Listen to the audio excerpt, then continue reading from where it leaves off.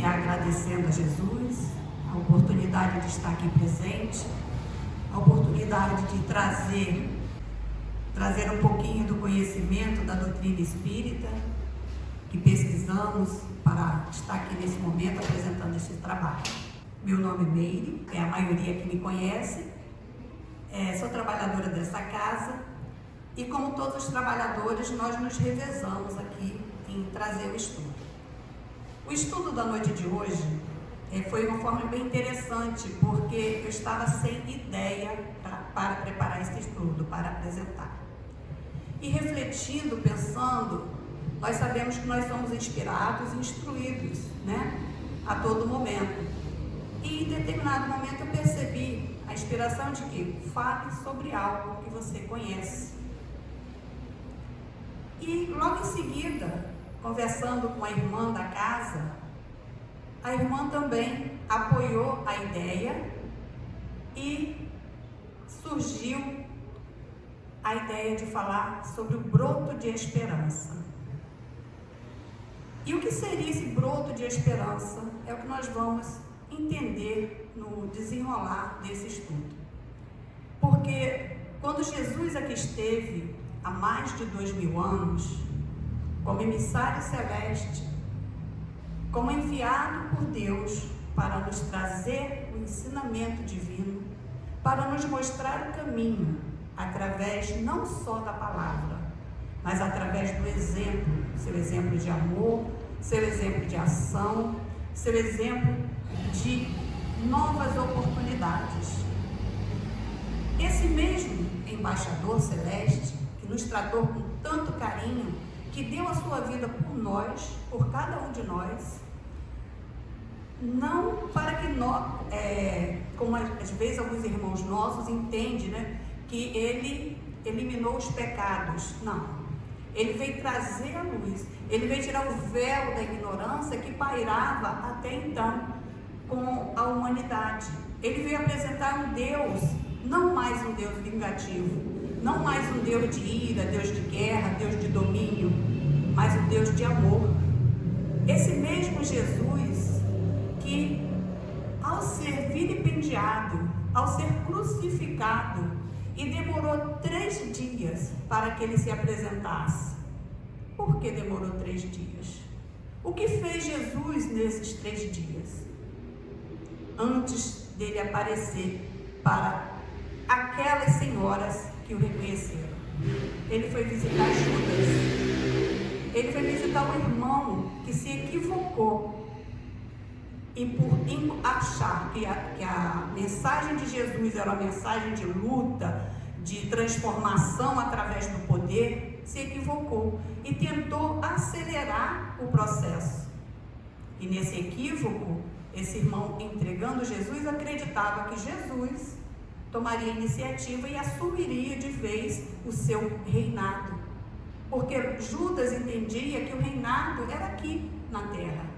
Mas o que Jesus nos falou? Meu reino não é deste mundo. Então, o grande equívoco de Judas foi acreditar que o reino de Jesus seria aqui. E ele seria rei aqui.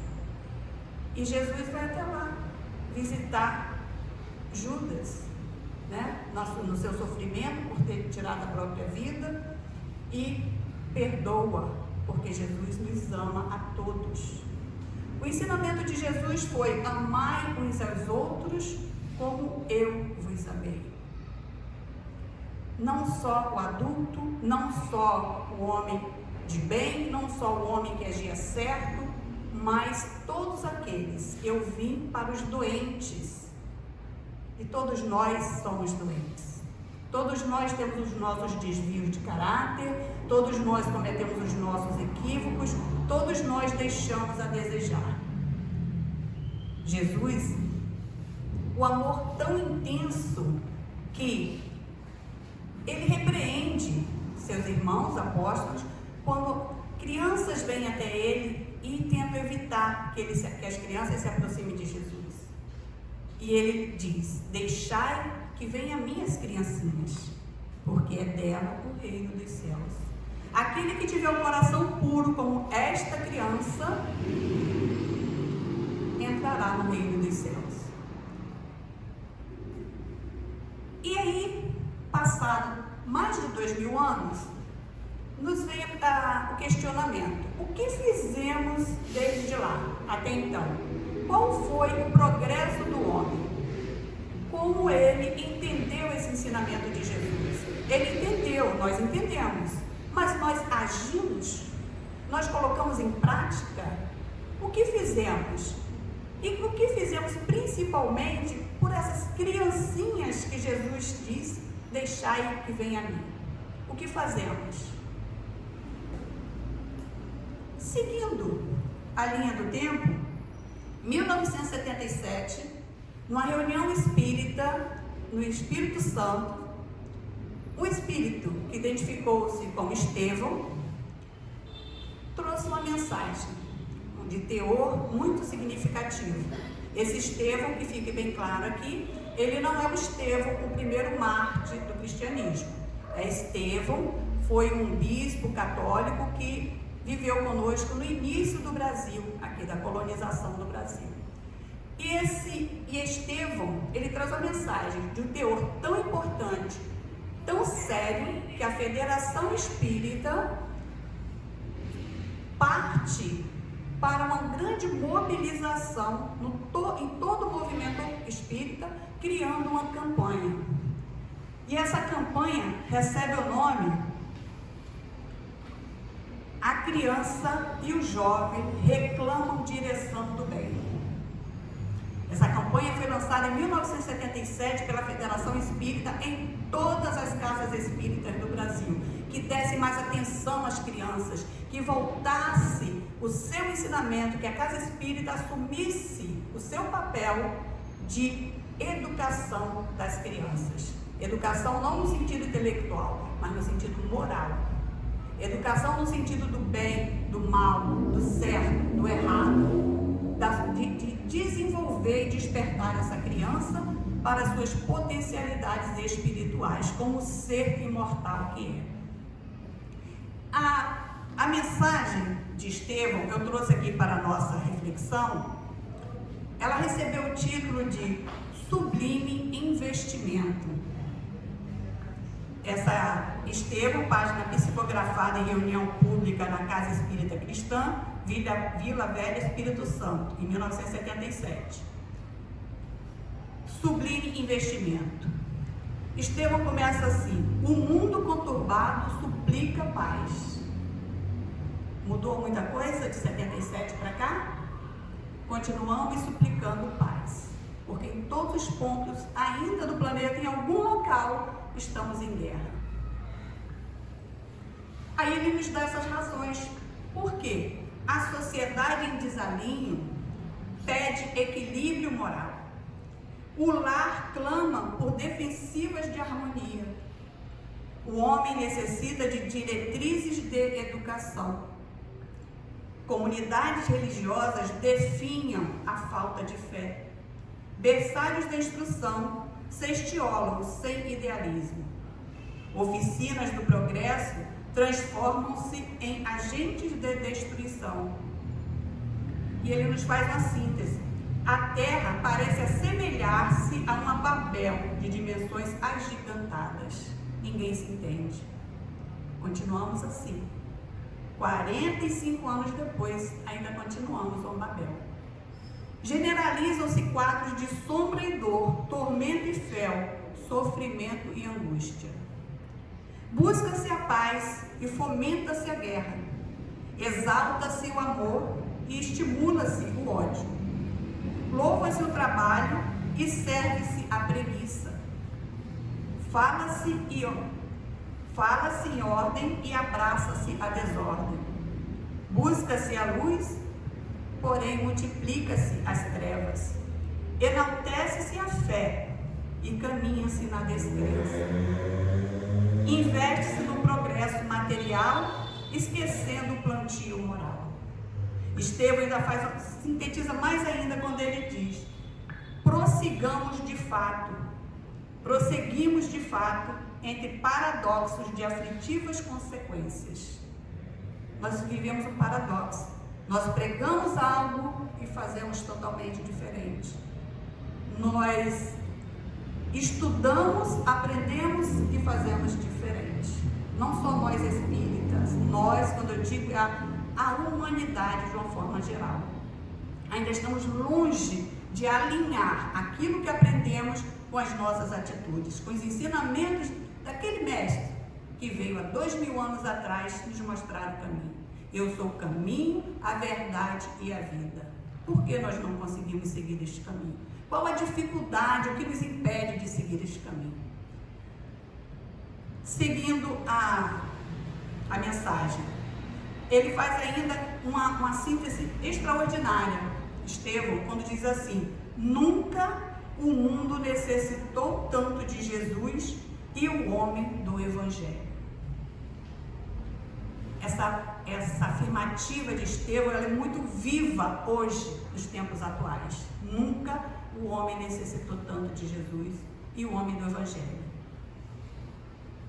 Vou parar, a mensagem continua, mas vou dar uma parada aqui para a gente seguir uma linha de raciocínio. 45 anos depois, o homem evoluiu muito. Tivemos invenções maravilhosas, a tecnologia chegou aí, tá? A comunicação, os meios de comunicação. O homem evoluiu intelectualmente de forma vertiginosa, tanto que os mais idosos têm dificuldade em acompanhar. As crianças nascem com a facilidade de entendimento da tecnologia, um desenvolvimento intelectual já aprimorado.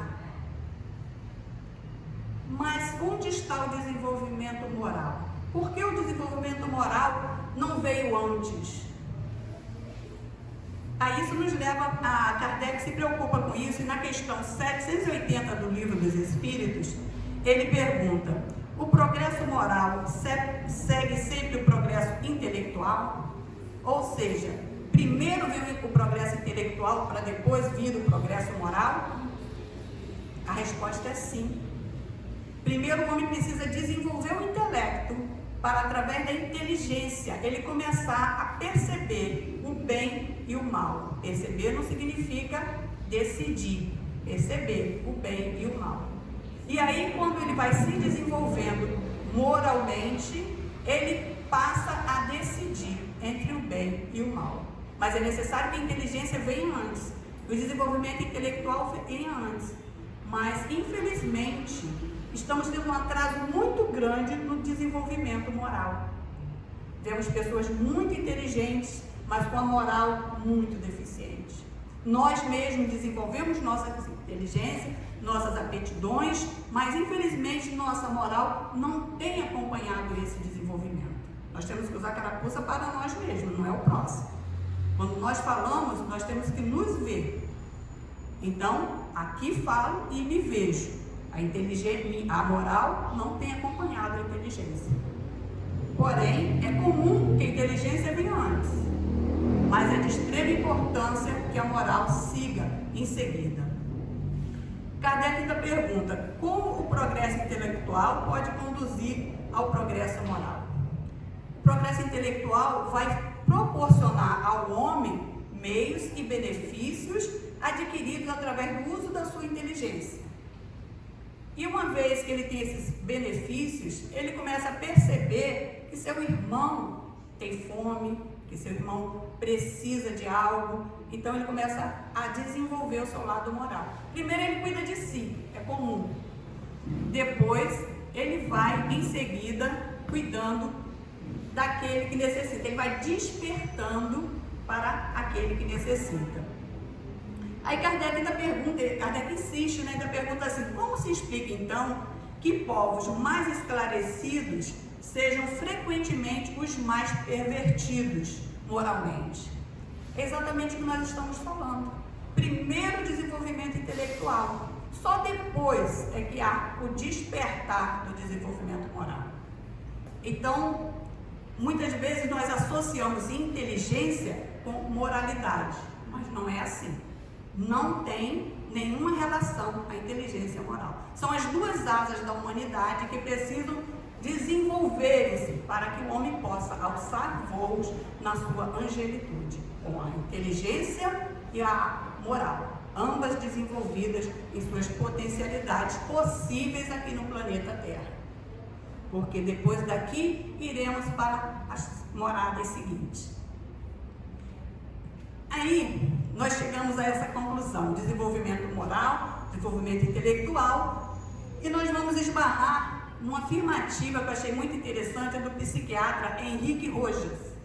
Henrique Rojas traz a ideia do homem light. Agora existe o homem light. Quando eu falo homem, mulher, tá? O ser humano em si. O homem light. Não é light porque ele é magrinho, nem sarado, nada disso. Ele é light no sentido de nada o importa totalmente. Ele não tem mais os seus valores aprimorados. Aí, traçando o perfil aqui, Henrique Rojas traça o perfil do homem light. Trata-se de um homem relativamente bem informado. Tudo lhe interessa, mas só a nível superficial. Ele lê tudo que aparece na internet, no Face, TikTok, YouTube, vai lendo tudo, Instagram.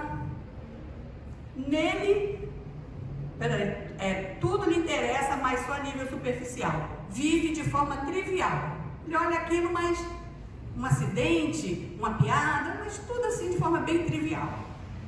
Nele tudo se torna etéreo, leve, permissivo, tudo pode. Presenciou tantas mudanças tão rápidas e num tempo tão curto que começa a não saber como lidar com a situação. Faz suas afirmações como: tudo vale, tanto faz, ou as coisas mudaram, agora tudo está assim. Geralmente é um bom profissional na sua especialidade, mas nunca fora desse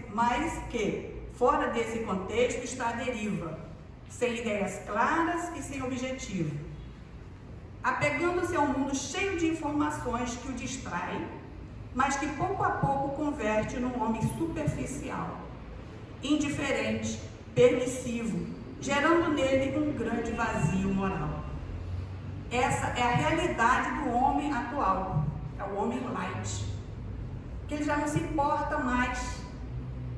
Tem um exemplo bem comum, estava pensando hoje, quando eu estava me arrumando para vir. A roupa, o jeans desbotado, o jeans rasgado, foi uma iniciativa rebelde dos jovens, para mostrar a sua rebeldia, como todo jovem. Então usavam jeans rasgados, as lojas começaram a vender jeans rasgado. Só que nem todo mundo é rebelde, nem todo mundo quer o jeans rasgado, mas não se acha mais.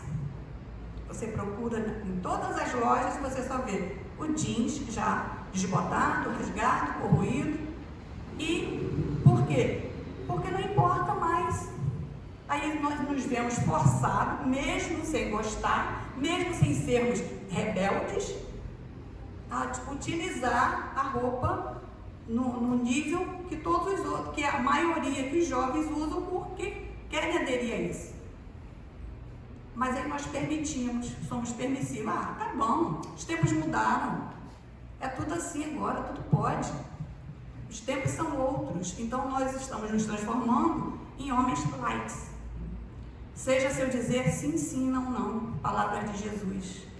Então nós temos que ter a nossa postura, sim ou não, e termos um ideal e seguirmos esse ideal.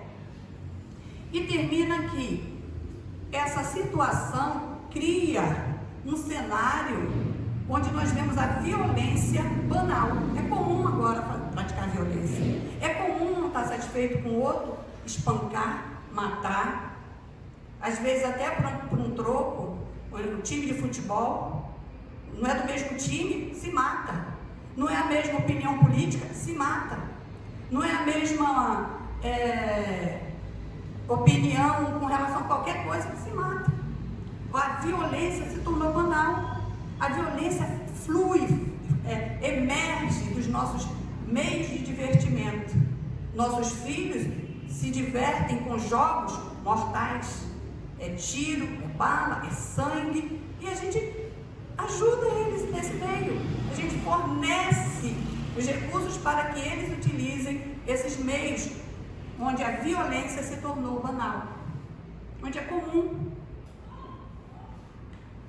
E diante deste cenário de violência, nós vemos milhares e milhares de pais lights,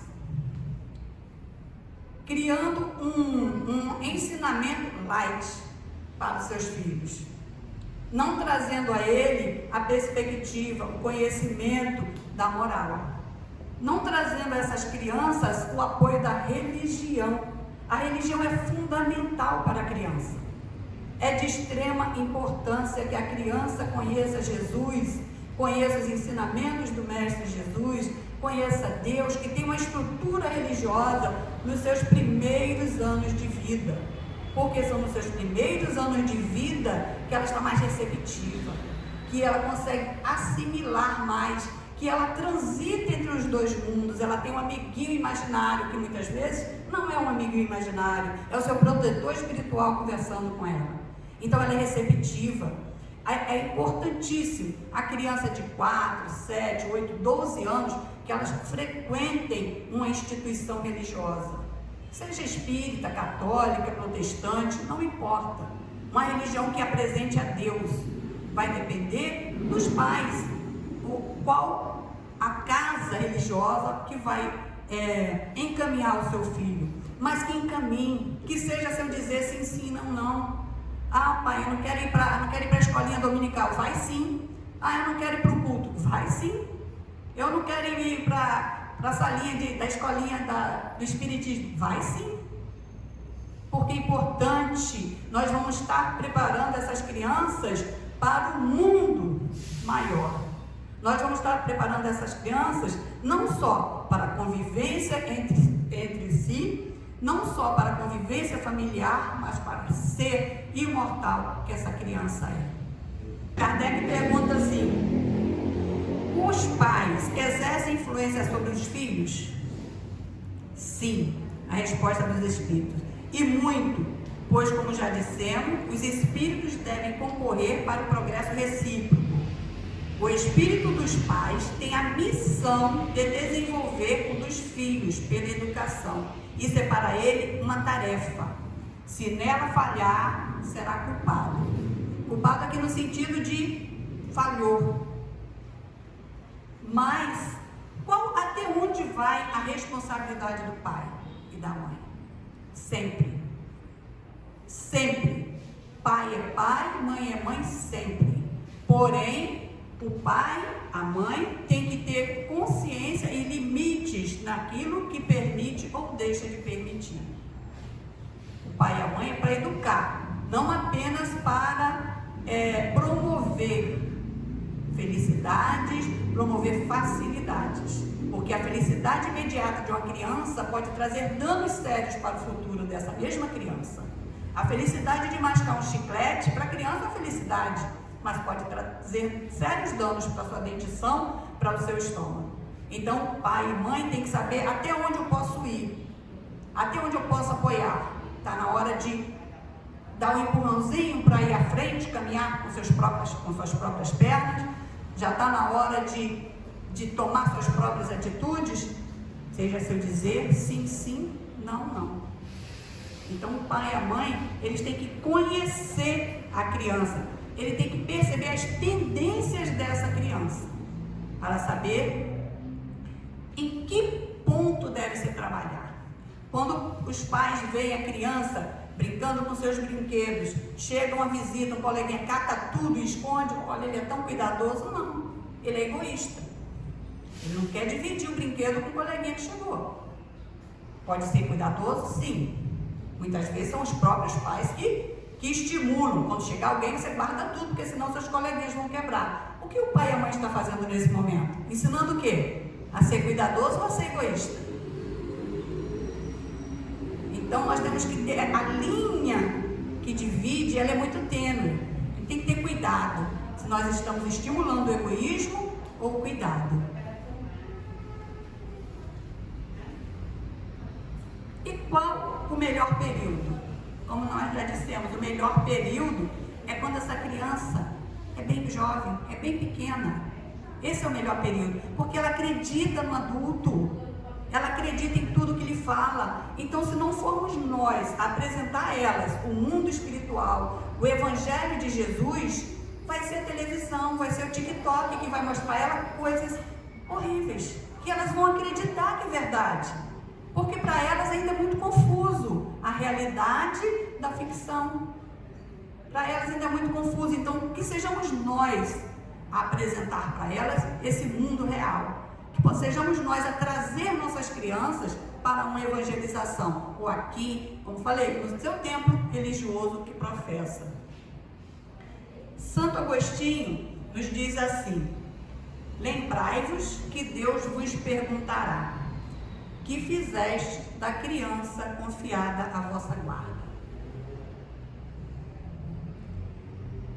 Alguém aqui já teve alguma criança, ou tem alguma criança confiada à guarda? Muitos poderão dizer assim: não tenho filho, não tenho sobrinho, mas são só filhos e sobrinhos que estão confiados à nossa guarda? Nós não somos todos irmãos? Então o filho da minha vizinha é meu sobrinho, é meu filho, é meu irmão. Somos todos irmãos. Então toda criança reencarnada neste planeta é responsabilidade nossa. A criança que está lá na África passando fome é responsabilidade nossa. A criança que está no Nordeste sendo prostituída é responsabilidade nossa. A criança que está lá na nossa casa, na sala de TV, brincando no quarto lá com seu jogo mortal, é responsabilidade nossa.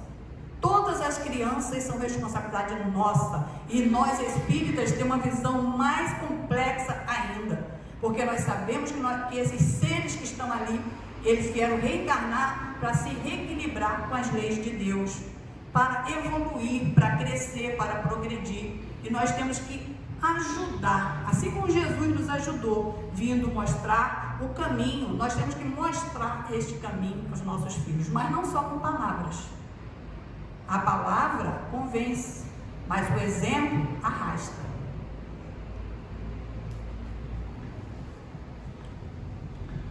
Diante da responsabilidade da criança, eu faço 3 perguntas aqui. Qual o papel do centro espírita? Qual o papel do movimento espírita? E qual o papel do espírita? Me permitam responder. O papel do centro espírita é oferecer condições para que o trabalho com a criança se dê. Que tipo de condições? Espaço, material. Esse é o trabalho, esse é o papel do centro espírita. O papel do movimento espírita é promover encontros, desenvolver material e unificar as ideias para que se fale o idioma só. Eu e o Pai somos um. Então é necessário haver a unicidade. O papel do espírito eu vou deixar para depois. E o papel da evangelização na casa espírita? A palestrante estudiosa da doutrina espírita, Sandra Borba Pereira, ela nos relata um caso de um jovem que então, ele é agora evangelizador, mas que na sua infância ele frequentou a evangelização espírita e foi, como ela diz, uma bênção, né? Que ela diz que ela aprendeu com um pastor da igreja protestante, amigo dela, que tem sempre que falar que é uma bênção, não pode falar que trabalho, que é problema, filho é sempre uma bênção. Então ela disse que esse menino foi uma bênção na evangelização. Na adolescência, então, nem se fala. E quando ele chegou na adolescência, na segunda fase da adolescência, ele abandonou a casa espírita e ele conta que ele se entregou ao mundo do vício, ao mundo da insatisfação, da revolta. E ele conta que ele esteve até envolvido num mundo criminoso, chegando quase a cometer delitos sérios. De repente, essa mesma pessoa, São Jesus. Mas que, quando ele estava prestes a cometer esses delitos, ele se lembrou do que ele estudou na evangelização. Ele se lembrou do que o evangelizador falava para ele: não mata, perdoa, Jesus, todos aqueles ensinamentos que foram ali semeados na infância, afloraram agora numa adolescência, né? Já quase numa juventude, e fez esse menino cair em si e mudar sua atitude. E ele diz claramente: a evangelização me salvou. Então não foi o que papai falou, não foi o que mamãe falou, foi a evangelização, foi aquele período de evangelização continuada, de ensinamento continuado, respeitando a fase, a idade de cada uma das crianças. E ele disse: a evangelização me salvou do mundo do crime, senão hoje eu estaria morto. E também nós temos aqui, nós vemos outro caso de Richard Simonetti, no livro de Richard Simonetti, Fugindo da Morte, se eu não me engano. 2 jovens adolescentes desencarnados que estão vagando sem se encontrar, quase aderindo às falanges do mal, que são espíritos muito empedernidos no mal, que vão evoluir, mas no momento ainda está muito empedernido no mal, que criam gangues de espíritos para, pasmem, prostituir, para engendrar no crime, no mundo espiritual. Aqui é um reflexo de lá. E esses jovens estavam perdidos, sem saber para onde ir. E eles viram, foi conduzido, lógico, né, pela espiritualidade amiga, sem que eles percebessem, e eles perceberam que existia um lugar onde tinha vários jovens, e esses vários jovens estavam se divertindo, estudando, brincando, falando coisas, e eles se identificaram, porque tinha muita claridade, muita luz emanando daquele lugar, e eles estavam com medo. E esses 2 jovens adolescentes desencarnados adentram esta reunião. Era uma reunião espírita da COMEES. COMEES é a Confraternização Espírita do Estado do Rio de Janeiro. Ela acontece em todos os carnavais, os 4 dias de carnaval, com os jovens. E esses jovens desencarnados, quando viram aquele local tão cheio de jovens e adolescentes, eles adentraram e ficaram ali recebendo as informações, bebendo da informação cristalina que eles não tiveram, mas foram ali amparados, recebidos, e depois eles dão um testemunho. Aquele encontro, aquela mobilização de jovens espíritas nos salvaram das tramas da gangue, né, que queria fazer o uso deles. Então, não só, olha a importância da evangelização, não só para o encarnado, como para o desencarnado também.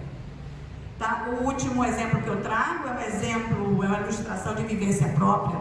Acho que a maioria aqui já conhece a história do meu filho Tiago, que ao desencarnar, 4 anos depois, ele, através das mãos de Carlos Barcelli, ele me traz a mensagem de que a evangelização me salvou.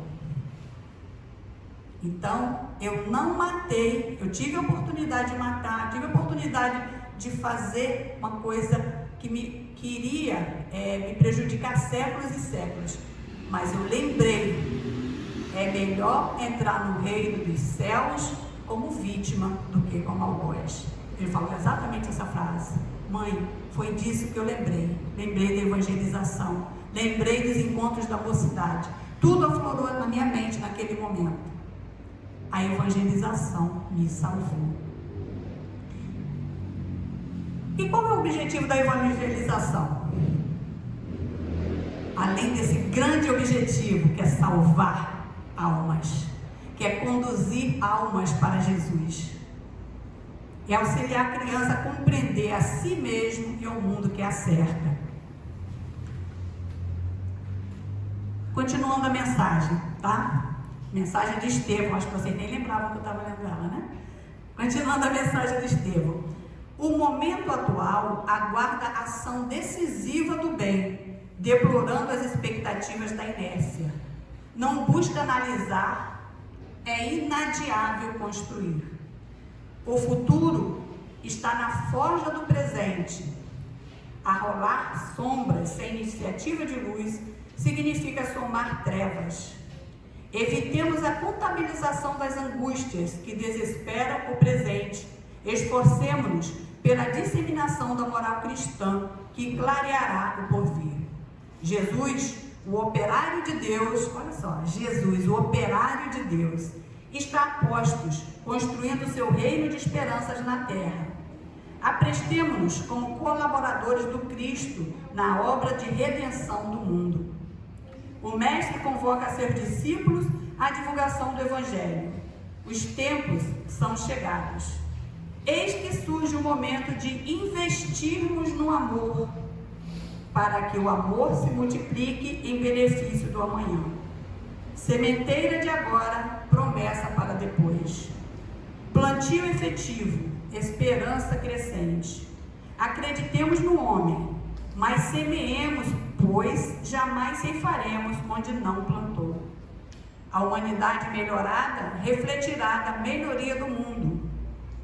Evangelizemos com Jesus, para alcançarmos os valores indeformáveis da educação integral sob os auspícios do Mestre por excelência. A velhice ergue as mãos suplicando carinho que lhe aqueça o rigor do inverno na colheita de experiências dolorosas. A madureza pede amparo que lhe contorne as frustrações inevitáveis. Porém, a profilaxia do amor atende bem antes, agindo no alvorecer. Escancare janelas de seu mundo interior, para que o sol do Evangelho lhe amplie as potencialidades do ideal da confiança em Deus. Repare nas gerações de agora. São desafios a sua participação na melhoria do amanhã. E ele encerra dizendo: a criança e o jovem reclamam direção no bem. Evangelize, coopere com Jesus. Essa mensagem, ela desencadeou uma movimentação gigantesca no meio espírita. Talvez muitos não saibam, não se atenham a esses detalhes, mas foi essa mensagem que iniciou e deu força aos movimentos de encontros como a Comerge, como a Comem, como o CEIM e como muitos outros encontros que existem pelo Brasil afora, de jovens, de crianças que frequentam mocidades e evangelização. Na quinta-feira aqui, tinha aproximadamente umas 6 crianças, não foi isso, Cláudio? Ou mais, 6 crianças ou mais. E sabe quantos evangelizadores nós tínhamos? Antes de vocês responderem, quando eu estava fazendo esse estudo, eu estava pesquisando, e estava um palestrante que estava falando sobre a evangelização na casa espírita dele. E ele disse: nós somos 30 evangelizadores. Nós nos dividimos em turnos. Cada 2 ou 3 evangelizadores fica em uma sala, de acordo com a idade da criança. E muitas vezes os jovens da mocidade vêm nos ajudar. E nosso trabalho é feito com muito amor e com muita seriedade.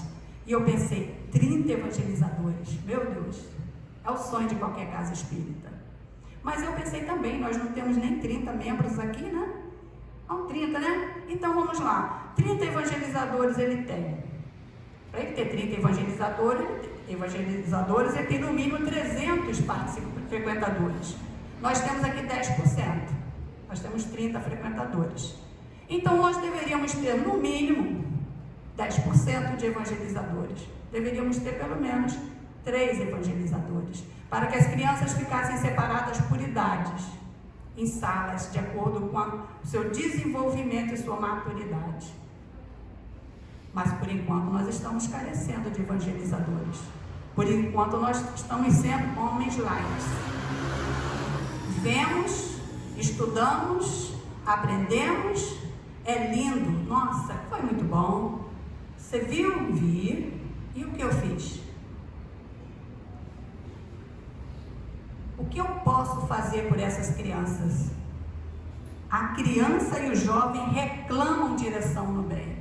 Essas crianças estavam aqui, quinta-feira, E hoje não tem crianças aqui, porque evangelizador zero, mas nós temos uma criança hoje aqui, representando essas crianças.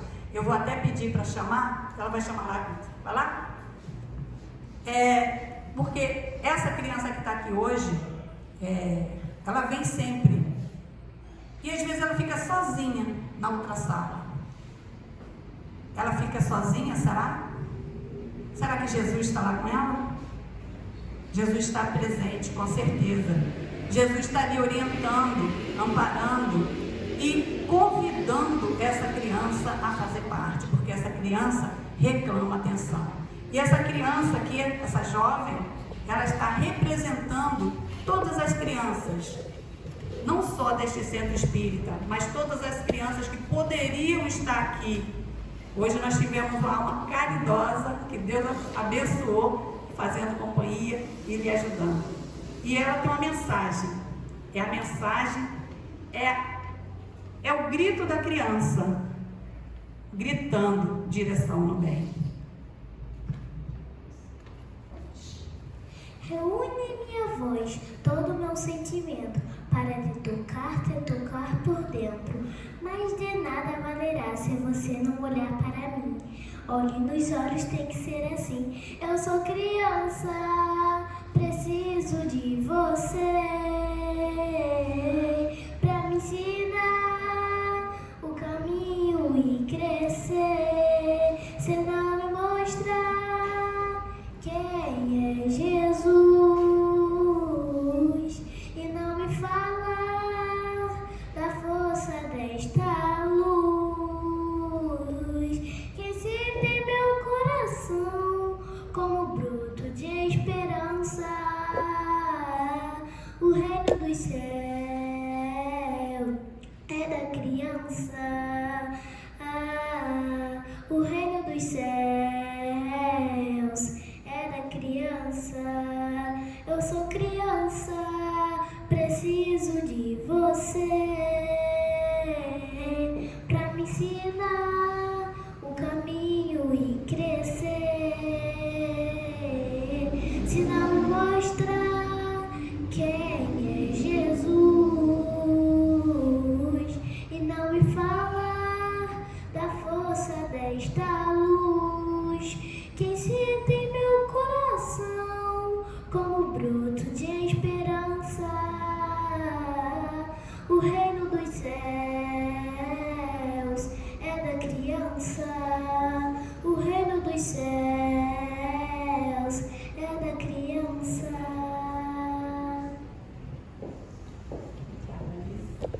Obrigada, Alice.